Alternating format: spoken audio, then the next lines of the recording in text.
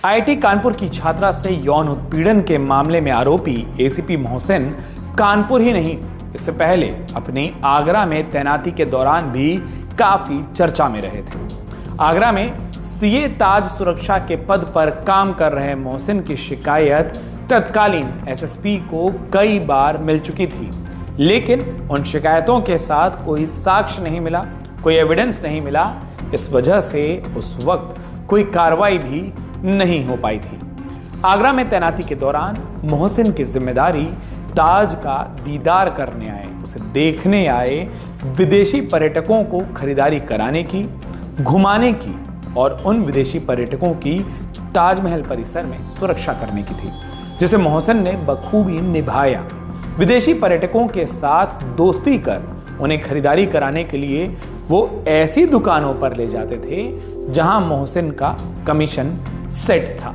यह आरोप उन पर लगे, ऐसी शिकायतें मिली। इसके चलते मोहसिन मोटी कमाई कर रहा था।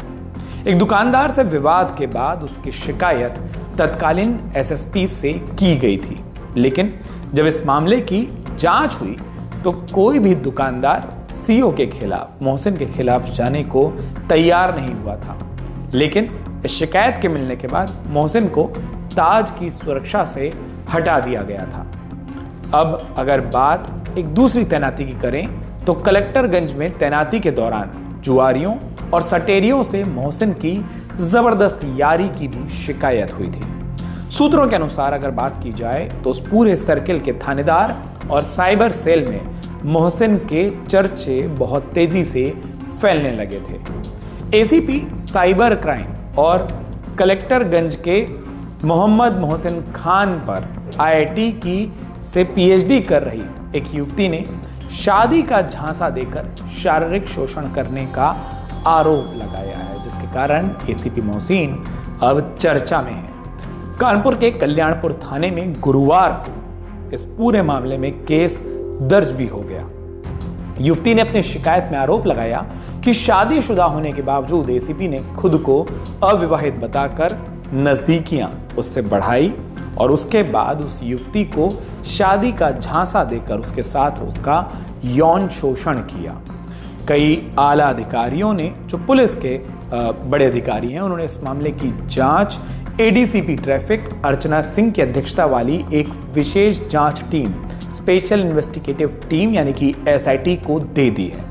साथ ही इस पूरी जांच को किसी भी तरीके से मोहसिन प्रभावित ना कर पाए, इसलिए लखनऊ मुख्यालय से उन्हें अटैच कर दिया गया, संबद्ध कर दिया गया है। मूल रूप से लखनऊ के रहने वाले मोहम्मद मोहसिन खान 2013 बैच के पीपीएस ऑफिसर हैं। 12 दिसंबर 2023 से वो कानपुर में तैनात थे। इस पूरे केस के दर्ज होने से पहले तक मोहसिन एसीपी कलेक्टरगंज के साथ साथ साइबर क्राइम की जिम्मेदारी भी संभाल रहे थे, और इसलिए हमने कहा कि उस पूरे सर्किल में यानी कि साइबर क्राइम और कलेक्टरगंज सर्किल में इनकी चर्चा बहुत तेजी से फैली। जानकारी के अनुसार जुलाई 2024 में मोहसिन ने आईआईटी से cyber crime investigation and cyber criminology से पीएचडी की पढ़ाई शुरू की। इस पढ़ाई के दौरान एसीपी का संपर्क वहीं पर पीएचडी कर रही पश्चिम बंगाल के जलपाईगुड़ी से आने वाली, वहां की रहने वाली एक दूसरे धर्म की युवती से उनका परिचय हो गया। इस युवती ने आरोप लगाया है अपनी शिकायत में कि मोहसिन शादीशुदा होते हुए भी कभी इस बात को जाहिर नहीं किया, बल्कि उसने अपने आप को हर बातचीत में हमेशा कुंवारा बताया। यही सब कुछ बताकर उसने पीड़िता से नजदीकियां बढ़ाई, शादी का झांसा दिया, शारीरिक संबंध बनने लगे। युवती को जब मोहसिन के शादीशुदा होने की जानकारी मिली तो उसने इस बात का और अपने रिश्ते का विरोध किया। इस पर मोहसिन ने एक बार फिर से उससे झूठ कहा। यह आरोप युवती ने लगाया है, पीड़िता ने लगाया है कि मोहसिन ने उसे कहा कि वो अपनी पत्नी को जल्द से तलाक दे देगा और उसके बाद वो उस पीड़िता के साथ रिलेशन में जुड़ जाएगा। 2 दिन पहले उस पीड़िता ने मोहसिन की पत्नी से फोन पर संपर्क किया।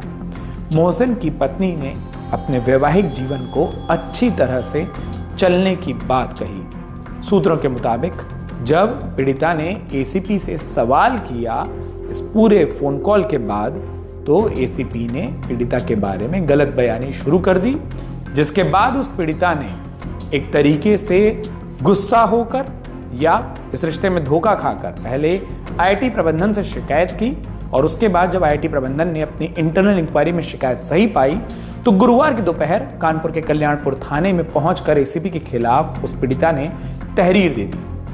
पुलिस के ही एसीपी के खिलाफ तहरीर मिलने पर थाना प्रभारियों ने अपने बड़े अधिकारियों से संपर्क किया और जब बड़े अधिकारियों ने निर्देश दिया तो फिर केस दर्ज हो गया। अधिकारियों ने पहले तो एसीपी को तत्काल पुलिस मुख्यालय लखनऊ से अटैच करवाया, संबद्ध करवाया ताकि जांच पर कोई असर ना पड़े, पुलिस की भूमिका पर कोई सवाल ना उठे। और उसके बाद डीसीपी साउथ अंकिता शर्मा ने आईआईटी में पहुंचकर जो प्राइमरी इन्वेस्टिगेशन है, प्रारंभिक जांच है, उसे शुरू किया। पीड़िता के बयान दर्ज किए गए और अब एडीसीपी ट्रैफिक अर्चना सिंह के नेतृत्व में जो एसआईटी बनी है वो इस पूरे मामले की डिटेल रिपोर्ट तैयार करेगी, विस्तृत जांच करेगी। पीड़िता छात्रा की तहरीर पर एसीपी के खिलाफ एफआईआर जो दर्ज हुई है वो जिन धाराओं में हुई है उसके साथ ही साथ पुलिस कुछ और एंगल पर भी इस मामले की जांच कर रही है। जल्द ही मजिस्ट्रेट के सामने भी छात्रा का बयान दर्ज कराया जाएगा, उसका मेडिकल हो चुका है। इस पूरे मामले की जांच के लिए जो एसआईटी है वो अब इन तमाम प्रक्रियाओं को आगे बढ़ा रही है। ये SIT DCP south Ankita Sharma के पर्यवेक्षण में काम करेगी और आगे पुलिस से उम्मीद है कि वो इस मामले में जल्द से जल्द कार्रवाई करे, क्योंकि सवाल पुलिस के ही एक अधिकारी पर लगा है, खाकी पर लगा है, पुलिस की भूमिका पर लगा है।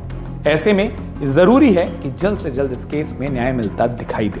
कानपुर की इस घटना के बारे में आपकी क्या राय है? आप हमें कमेंट बॉक्स में लिख के इस वीडियो के बारे में अपनी राय के बारे में जरूर बताइए।